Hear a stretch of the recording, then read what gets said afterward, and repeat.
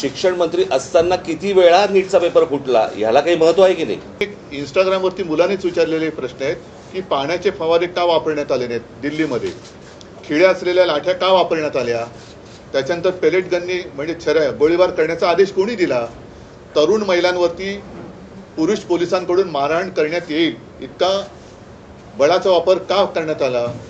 अभिजित दिपके आणि या देशातल्या सर्व तरुणांचं आणि साहजिकच आहे त्यांना न घाबरता समर्थन देणाऱ्या त्यांच्या पालकांचं अभिनंदन करायचं आहे.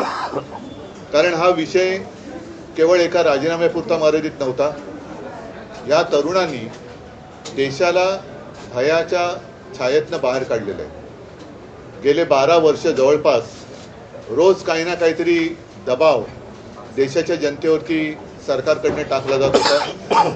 मग ते नोटबंदी असेल, इतर काही गोष्टी असतील आणि जणू काही या देशामध्ये आता लोक शिल्लक राहिलेलीच नाही आहेत, ती सगळी झुरळं आहेत, याप्रमाणे हे सत्ताधारी वागत होते.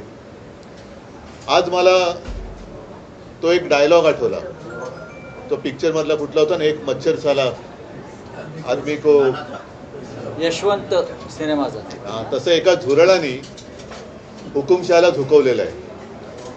आणि ज्या तरुणांना झुरळ म्हटलं त्यांनी सुद्धा लक्षात ठेवलं पाहिजे की आपण केवळ खुर्चीत बसलाय म्हणून डोक्यात माज गेलाय असं वागू नका. देशातली युवा शक्ती ही जर का एकत्र आली तर काय करू शकते त्याची झलक आहे. मी आपल्यासमोर किंवा आम्ही सगळे आपल्यासमोर येण्यापूर्वी अभिजित दिपकेचं एक ट्विट पाहिलं आणि त्यांनी सांगितलं की आंदोलन अजूनही आम्ही मागे घेतलेलं नाही, कारण अजून 2 मागण्या त्यांच्या बाकी आहेत. महत्त्वाची मागणी होती ती धर्मेंद्र प्रधान यांच्या राजीनाम्याची. आता त्यांनी राजीनामा दिलाय का त्यांचा खातेबदल केलाय याच्यावरती अजून काही स्पष्टता नाही, पण त्यांनी राजीनाम्याचं पत्र हे सर्व माध्यमांसमोर दिलेलं आहे. आता हे झाल्यानंतर याविषयी जे प्रश्न निर्माण झालेले आहेत त्याचं पुढे काय होणार. कारण या आंदोलनाच्या दरम्यान भाजप सरकारचा एक बिभत्स भीषण गुन्हेगारी प्रवृत्तीचा चेहरा हा संपूर्ण जगासमोर आलेला आहे. ज्या पद्धतीने तरुणांवरती लाठ्या चालवल्या गेल्या, ज्या पद्धतीने तिथे आलेल्या युवतींवरती हात उचलला गेला. आम्ही जेव्हा गेलो होतो तेव्हा एक ती युवती अत्यंत व्यथित होऊन व्याकुळ होऊन सांगत होती तिच्या कपड्यांना सुद्धा हात घातला गेला. आता या पोलिसांवरती कोण गुन्हे दाखल करणार. आणि साध्या वेशामधले जे गुंड हे तिकडे घुसवले गेले होते, यांना शोधून त्यांच्यावरती कारवाई करणार की नाही. आणि एकूणच या विद्यार्थ्यांवरती जर कुठे जर गुन्हे दाखल केले गेले असतील तर हे मागे घेणार आहेत की नाही हे आता अमित शहानी सांगितलं पाहिजे. कारण या पोलिसांवरती ज्यांनी दंडुकेशाही केली, या तरुणांवरती लाठ्याकाठ्या चालवल्या, त्यांच्यावरती जर का कारवाई होणार नसेल तर मग कदाचित ही तरुणाई आता धर्मेंद्र प्रधानांकडनं अमित शहांकडे त्यांचा मोर्चा वळवल्याशिवाय राहणार नाही. असो, मला असं वाटतं की या तरुणांना खास धन्यवाद दिले पाहिजेत. याचं कारण असं, परत एकदा सांगतो की या देशामध्ये जणू काही आता लोक राहतच नाहीत, ही सगळी झुरळं आहेत. आपण काही केलं, कशी मस्ती दाखवली तरी हे चालून घेतली जाते. हा जो काय एक समज किंवा हा जो एक भ्रम भारतीय जनता पक्षाने त्याच्या मस्तवाल सत्ताधाऱ्यांनी निर्माण केला होता, ते चित्र यांनी भुईसपाट करून टाकलेलं आहे. म्हणून यांना मी पुन्हा एकदा धन्यवाद देतो की या देशामध्ये आधुनिक क्रांतीची ठिणगी विझलेली नाही. आधुनिक क्रांतिकारक जन्माला येऊ शकतात, त्याची एक चुणूक या निमित्ताने संपूर्ण जगाला आपल्या देशातल्या तरुणांनी राखून दिलेली. उद्याचा मार्च आहे, हा नक्की होणार आहे. कारण हे एक महत्त्वाचं पाऊल आहे. अनेक वर्षानंतर लोक आपल्या भावना व्यक्त करायला लागलेले आहेत. आणि मी तमाम जनतेला आवाहन करतो, जसं काल सुद्धा आपण पाहिलं असाल की आम्ही असा विचार केला होता की उद्या जर का आम्ही मोर्चा काढतोय तर कालचा कार्यक्रम कशाला करायचा. पण हे जाहीर झाल्याबरोबर आदित्यला काय, अमितला काय, असंख्य लोकांनी संदेश पाठवले आणि सांगितले की नाही, आम्ही उद्या पण येणार आणि रविवारी पण येणार. आता तर धर्मेंद्र प्रधान यांचा राजीनामा झालेला आहे. त्याच्यामुळे ही युवा शक्तीची ताकद ही मोठ्या प्रमाणावरती उद्या मुंबईतून तमाम जनतेला किंवा तमाम दुनियेला आपण दाखवली पाहिजे. म्हणून उद्याचा जो काही मोर्चा आहे त्या मोर्चाच्या ऐवजी आपण काय नेमकं करतो ते राज सांगेल. पण उद्याचा कार्यक्रम हा असाच राहील जसा पहिला ठरवला होता तसा. तिकडे जमू, पुढचं राज सांगेलच. पण या पुढच्या आंदोलनाची दिशा मी अभिजितला सांगणार आहे, कारण त्याच्याबरोबर मी फोन करण्याचा प्रयत्न करतोय. कदाचित तिथलं नेटवर्क जाम झालं असू शकेल, तिथे जामर लावलेत. त्याच्यानंतर त्यांच्याशी बोलून अभिजित आणि त्याचे सहकारी काय ठरवतील त्याच्याप्रमाणे सगळेजण पुढे जातील. उद्या शिवाजी पार्क मैदानामध्ये वीर सावरकर मार्गावरती तिथेच व्यासपीठ असेल. उद्या तिथून सिद्धिविनायकला जे जाणार होतो तर तिथेच असेल आणि तिथेच सगळेजण जमतील. आणि तिथेच खरं तर हा या तरुणाईचा हा विजय आहे, खूप मोठा विजय आहे. याचं जर एका वाक्याचं वर्णन करायचं झालं तर या जेनझीनी सरकारच्या झिंग्या उपटलेल्या आहेत आणि त्यांना जमिनीवरती पूर्णपणे आणलेलं आहे. हा मला असं वाटतं खूप मोठा विजय या तरुणांचा आहे. त्याच्यामध्ये दिपकेंचा त्याच्यामध्ये खूप मोठा वाटा आहे. आणि जे आज राजीनामा कधी कुठच्याही गोष्टीला मस्तवालपणे उत्तर देणारं जे सरकार आहे त्या सरकारला माघार घ्यावी लागली एवढ्या मोठ्या प्रमाणावरती. एवढं मोठं आंदोलन आज देशभर उभं राहिलं आहे आणि त्याचा जल्लोष मला असं वाटतं होणं गरजेचं आहे. आणि त्याच्यासाठी म्हणून उद्या सगळेजण शिवाजी पार्कला तिथे जमतील. आतापर्यंत जो रोष होता तो केवळ धर्मेंद्र प्रधान यांच्यावर नव्हता, तर आता रोष जो आहे तो पंतप्रधान यांच्यापर्यंत. मी कालच म्हटलं होतं की हा जो राग आहे आता हा प्रधानांवरून पंतप्रधानांवरती गेलेला आहे. आणि एक गोष्ट तुम्हाला सांगतो की याच्या पुढचे जे काही निर्णय आहेत हे मला असं वाटतं अभिजित दिपके हे जे घेतील त्याला आमचा पूर्णपणे पाठिंबा असेल. त्यांनी ह्या गोष्टी सुरू केलेल्या आहेत, निर्णय त्यांनीच घ्यायचा आहे आणि ते ज्या प्रकारचे निर्णय घेतील त्याला मला असं वाटतं देशातला तरुण पाठिंबा देईल. साहेब, ही घटना राजीनाम्याचं पत्र दिल्यानंतर देवेंद्र फडणवीसांना अमित शहानी दिल्लीत बोलावून घेतलेलं आहे. कदाचित महाराष्ट्रामधून पुढचा शिक्षण मंत्री असण्याची शक्यता वर्तवली जाते. तर याच्या तातडीने बोलवून घेतलं. तुम्हाला काय वाटतं? तुम्हाला जेवढी बातमी कळली तेवढीच आम्हाला कळली. ह्याच्या पलीकडे आम्हाला काहीच माहित नाही.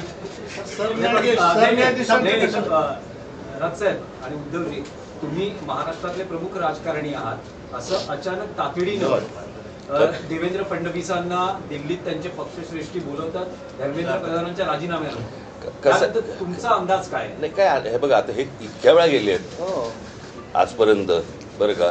त्यांच्यामध्ये तर इतकं ती चुरस आहे की शिंदे गेले की मग ते आले परत की फडणवीस जातात, मग फडणवीस आले की परत शिंदे जातात. त्याच्यामुळे हे खूपदा झालेलं आहे. आत्ताच्या सिच्युएशनमध्ये हे का गेलेत मला असं वाटतं त्यांनी सांगितल्याशिवाय आपल्याला कळणार नाही किंवा तिकडे काय वरती निर्णय झाल्याशिवाय आपल्याला आत्ता काही कळणार नाही. कारण जशी तुम्ही आत्ता बातमी ऐकली तशी आम्ही पण आत्ताच ऐकलेली आहे. त्याच्यामुळे आत्ता याच्यावरती आत्ता या क्षणाला काय बोलण्यात अर्थ नाही. मन की बात होणार असं काहीतरी म्हटलं जातं. मन की बात होणार असं म्हटलं जातं. खरं चला. सर, न्यायाधीशांचं कशा प्रकारे आभार मानाल? कारण त्यांच्या जे सोनम वांगचुक सर न्यायाधीशांच्या ज्या बोलण्यावरून हे सगळं उभं राहिलं त्यांच्या नाही, सोनम वांगचुक यांना धन्यवाद आम्ही दिलेच आहेत. कारण मधल्या काळामध्ये ते स्वतः येऊन मला भेटूनही गेले होते. त्यांना तिथून त्यांचं अपहरण करण्याच्या 1-2 दिवस आधी मी त्यांच्याशी फोनवरून बोललो सुद्धा होतो. मी स्वतः त्यांना विनंती केली होती. पण सोनम वांगचुक त्यांच्या उपोषणावरती ठाम होते. 26 दिवस एका विषयासाठी उपोषण करणे ही साधी गोष्ट नाही आहे. आणि ज्यांनी या युवकांच्या पाठी आपली शक्ती उभी केली त्या सगळ्यांना मी धन्यवाद देतो. आणि एक गोष्ट नक्की की आता यापुढे या देशात आपण हुकुमशाही करू शकत नाही, आणू शकत नाही, हे ह्या एका घटनेने अधोरेखित झालेलं आहे. ज्या वेळेला हुकुमशाही करण्याचा प्रयत्न करेल त्यावेळेला हे तरुण त्याला चिरडून टाकल्याशिवाय राहणार नाही. उद्या जो आम्ही सगळेजण तिथे आहे ते ह्या संपूर्ण तरुणांचं खऱ्या अर्थाने अभिनंदन करण्यासाठी म्हणून तो तिथे जल्लोष होईल. पक्षाचे कार्यकर्ते पत्रामध्ये त्यांनी उल्लेख केला आहे की मी कधी असं विचार केला होता की मुलांचं भविष्य खराब व्हावं? जे माफी आहेत त्यांच्या हातून तर कधीच मी विचार केला होता की मुलांचं भविष्य खराब व्हावं. प्रधान यांनी राजीनामा पत्र नाही, मी देताना तुम्हाला एक गोष्ट सांगतो, कदाचित तुम्हाला माहिती असेल, याच्या अगोदर ज्या वेळेला भारतीय जनता पक्ष ज्याला विरोधी पक्षामध्ये होतं, रेल्वे अपघात झाल्यावरती ते रेल्वे मंत्र्याचा राजीनामा मागायचे की नाही? रेल्वे मंत्री बसला असायचा का ड्रायव्हिंग सीटवर? बरोबर की नाही? एक ड्रायव्हर असायचा ज्याच्या काहीतरी चुकीच्या गोष्टीमुळे रेल्वे अपघात व्हायचा आणि हे राजीनामा मागायचा रेल्वे मंत्र्याचा ना. त्याच्यामुळे त्यांच्या मनात काय आहे, ते शिक्षण मंत्री असताना किती वेळा नीटचा पेपर फुटला ह्याला काही महत्व आहे की नाही? ही पहिल्यांदा घडलेली गोष्ट नाही आणि 21 मुलं आत्महत्या करतात. त्याचं पाप त्यांच्या डोक्यावर आहे. आज मी ज्या वेळेला, तुम्हाला आठवत असेल, मला 16-17ची गोष्ट असेल ना, मी नरेंद्र मोदींशी मी फोनवरती बोललो होतो आणि फोनवरती बोलून मला असं वाटतं त्यावर पण प्रेस घेतली होती. त्यावेळेला मी सांगितलं होतं की मोदींना पण हे सांगितलं होतं, आज शेतकरी आत्महत्या करतायत, उद्या या पेपर फुटीमुळे विद्यार्थी आत्महत्या करतील. हे मी 2017-18ला बोललो होतो त्यावेळेला. आणि आज तीच परिस्थिती झालेली आहे. मला असं वाटतं या सगळ्या गोष्टींची जबाबदारी, आता ऑस्ट्रेलियाच्या शिक्षण मंत्र्यांनी राजीनामा दिला, बरोबर आहे, त्यांच्या अधिपत्याखाली खाली असलेल्या कोणाची तरी त्यांनी त्यांच्याकडनं काहीतरी गुन्हा घडलाय, परंतु जबाबदारी म्हणून त्यांनी शिक्षण मंत्र्यांनी राजीनामा दिलाय. यांनी तेव्हाच द्यायला पाहिजे होता, इतका वेळ लावायची गरजच नव्हती. हे प्रकरण इतकं ताणलंच नसतं गेलं खरं तर. पण आम्हाला कोण काय करणार, हे जे आहे हे या सर्व तरुणांनी सगळ्यांना रस्त्यावरती आणले.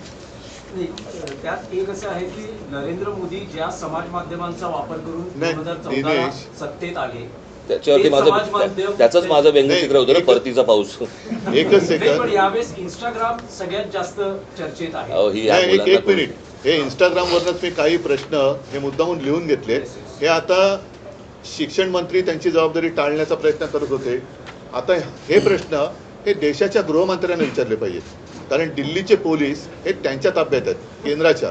म्हणून एक इंस्टाग्रामवरती मुलांनीच विचारलेले प्रश्न आहेत की पाण्याचे फवारे का वापरण्यात आले नाहीत दिल्लीमध्ये, खिळ्या असलेल्या लाठ्या का वापरण्यात आल्या, त्याच्यानंतर पेलेट गननी म्हणजे गोळीबार करण्याचा आदेश कोणी दिला, तरुण महिलांवरती पुरुष पोलिसांकडून मारहाण करण्यात येईल इतका बळाचा वापर का करण्यात आला, पोलिसांसोबत नागरी वेशातील काही पुरुष विद्यार्थ्यांना दंडुक्याने का मारत होते, बहुतेक पोलीस अधिकारी नावाच्या पट्ट्या का परिधान केलेल्या नव्हत्या, एका महिलेला मारहाण करताना दिसलेल्या वरिष्ठ पोलीस अधिकाऱ्यावर कोणती कारवाई करण्यात आलेली आहे, त्या दिवशी किती धुरांचे गोळे डागण्यात आले, हे त्याच्यानंतर ते काय करंट द्यायचं काय असतं,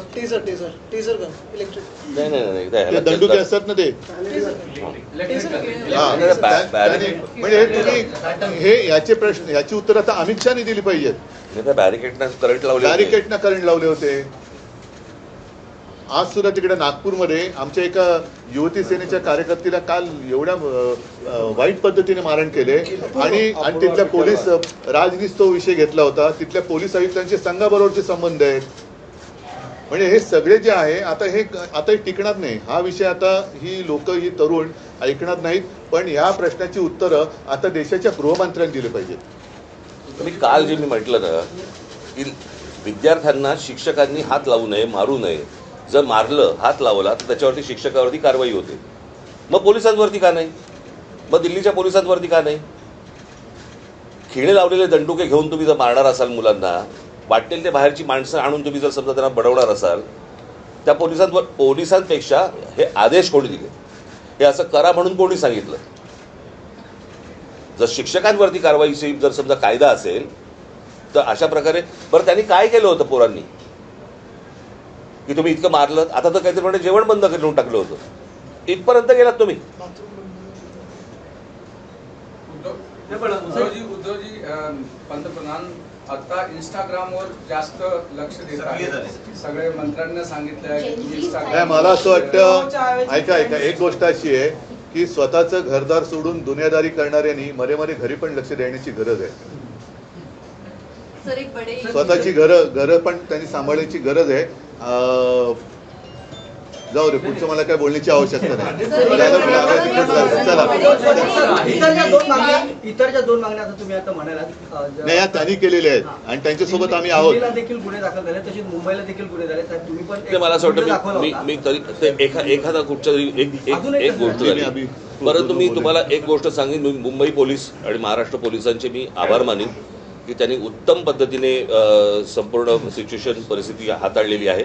अशी कुठचीही परिस्थिती महाराष्ट्रामध्ये आज मुंबईत होत आहे, पुण्यामध्ये होत आहे किंवा इतरत्र कुठेही असा महाराष्ट्र पोलीस किंवा मुंबई पोलिसांकडनं गोष्ट झालेली नाही. मी खास करून त्यांचं अभिनंदन करेन की त्यांनी उत्तम प्रकारे त्यांची जबाबदारी पार पाडली. उद्धवजी, राहुल गांधींनी सुद्धा पंतप्रधानांच्या घरासमोर आंदोलन केलं होतं, तर त्यांच्याशी याच्यानंतर आज काय झालं, त्याच्यानंतर फोनवर काही बोलणं झालंय? नाही, थांबा ना, आता हा एवढा मोठा विषय चल. चल, धन्यवाद.